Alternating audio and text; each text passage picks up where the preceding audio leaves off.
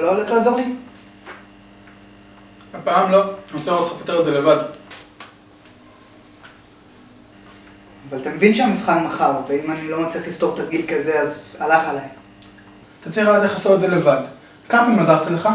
המון. וכל פעם קיבלת ציונים שלא אתה מרוצה מהם.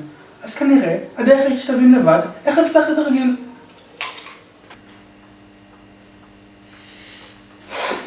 בסדר, אני אנסה שוב.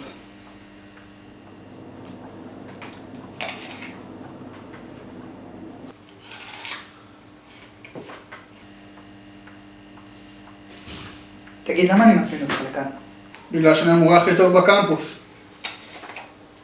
לא בגלל זה, בגלל שאני צריך עזרה עם החומר, ואם אתה לא יכול לעזור לי, אז מה אתה עושה כאן? ברגע שתצליח לפתור את התרגיל הזה, אני אעזור לך. עד אז, אני סתם יושב כאן עם התפוח הזה, תחליט לבד מה אתה מעדיף. מה אני מעדיף? אני מעדיף שתעזור לי. המבחן מחר.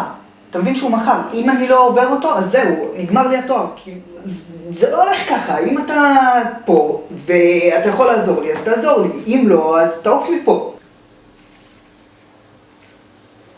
בטוח. כן?